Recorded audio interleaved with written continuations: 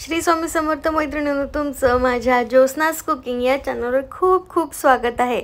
आजची आपली रेसिपी आहे, तुम्हीच गेस करा। आपण घेतले टमाटर, मिरच्या, कांदे, थोडी दालचिनी, तूप आणि मस्त आपण बनवणार आहोत आता टोमॅटो राईस। चला आपण घेतलेलं आहे कुकरमध्ये थोडंसं तूप घातलेलं आहे, त्याच्यात दालचिनी घातली, त्यानंतर आपण त्याच्यामध्ये तेलही घातलं बरं, पूर्ण तूप नाही घातलेले कारण, आणि त्याच्यानंतर आपण त्याच्यात घातलेले जिरं घातलेले मस्त, त्याच्यानंतर त्याच्यात घातले छान 2 उभ्या अशा स्लिट चिलीज घातलेल्या आपण, हिरव्यागार मिरच्या घातल्या, मस्त सुगंध येत आहे तुपाचा, आणि तेल पण घातलेलं पण खूप मस्त अशा छान मिरच्या पण आपल्या झालेल्या आहेत। त्याच्यानंतर आपण त्याच्यामध्ये घालणार आहोत कांदे, थोडे कांदे सांडले बाहेर पण ठीक आहे, कारण मी हातामध्ये घेऊन शूट करते, सो चला काही हरकत नाही, चालेल। थोडंसं माझं स्टँडचा प्रॉब्लेम झाला पण तो होईलच लवकरात लवकर सॉल्व। तोपर्यंत तुम्हाला नक्कीच चांगला व्हिडिओ पाठवण्याचा प्रयत्न करते आहे। आपले कांदे घातलेले, त्याच्यानंतर आपण टमाटे घेतलेले चिरायला, बघा अशा पद्धतीने। घरी आलं तर भूक लागलेली असते, तर ही झटपट रेसिपी तुम्ही कधी पण करू शकता। त्यानंतर आपण छान टमाटर देखील चिरून घेतलेले होते आणि ते पण घातलेले, बघा छान मोठे मोठेच घातलेले आहेत, कारण की आपली रेसिपीज आहे टोमॅटो राईस, आणि टोमॅटो असा मोठा राहिला तरी तो चालणार आहेच।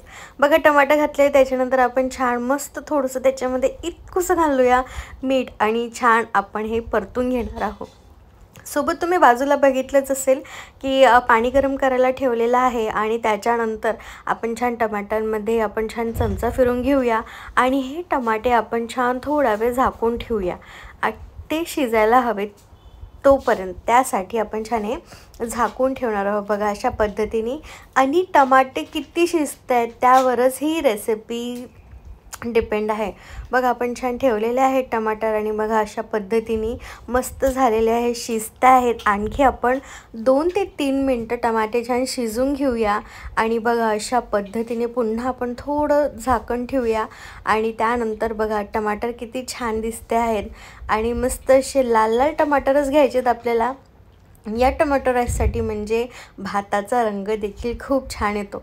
बघा अशा पद्धतीने आपले टमाटर जास्त शिजलेले नाहीत पण मीडियम शिजलेले आहेत, तरच त्याच्यामध्ये आपण घातलेली आता हळद घातलेली आहे।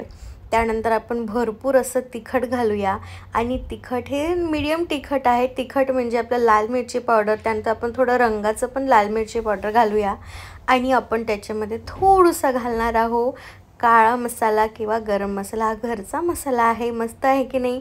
त्याच्यानंतर आपण हे सर्व मिक्स करून घेऊया, आणि त्याला 2 ते 3 मिनटं होऊ देऊया। जसं जसं हे मिक्स होतं आहे, बघा अशा पद्धतीने आपण छान याला व्यवस्थित मिक्स करून घेऊया, आणि रंग बघा किती छान दिसतो आहे कुकरमध्ये। बघा अशा पद्धतीने आपला हा जो मसाला आहे तो रेडी आहे। आता आपण याच्यामध्ये घालणार आहोत तांदूळ आपण छान 2 वाटी तांदूळ घेतलेले होते, त्याला आपण छान अर्धा तास, म्हणजे कृती कांदे कापण्याच्या आधीपासून आपण थोडे भिजू ठेवलेले होते, आणि त्याच्यानंतर आपण हे तांदूळ याच्यामध्ये घातलेले आहे। तांदूळ घातले की आपण छान याला मिक्स करून घेऊया, बघा अशा पद्धतीने मस्त, आणि बघा भाताचा रंग किती छान आलेला आहे।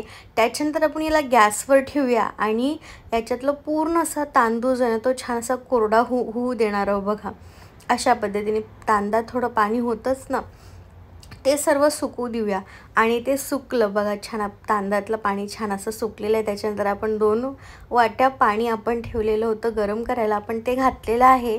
त्यानंतर आपण हे छान मिक्स करून घेऊया व्यवस्थित, बघा अशा पद्धतीने छान आपण ढवळून घेऊया पाण्यामध्ये छान असा भात, आणि बघा अशा पद्धतीने आपला हा भाताची कृती रेडी आहे। त्याच्यामध्ये आपण घालणार आहोत मस्त असं चवीपुरतं मीठ, बघा अशा पद्धतीने, आणि बघा रंग किती छान दिसतो आहे ना मसाल्याला, थोडं आणखी मीठ घालूया आपण, आणि आपण तेही मिक्स करून घेऊया।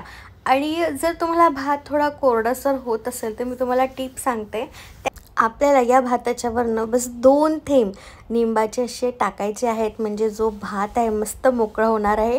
2-3 शिट्ट्या करून घेऊया, आणि आपला जो मस्त असा टोमॅटो राईस आहे तो रेडी आहे। आणि त्याच्यानंतर आपण प्लेटिंग करून घेऊया, छान असं मोकळा झालेला होता भात, त्याच्यामुळे प्लेट अशी उलटी केली, आणि त्याच्यानंतर त्याच्यावर भात असा पसरवलेला आहे।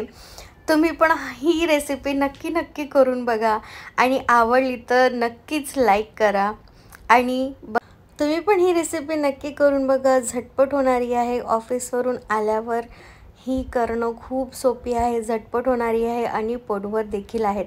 व्हिडिओ आवडल्यास नक्की लाईक करा, कमेंट करा आणि सबस्क्राईब पण करा. चला, श्री स्वामी समर्थ.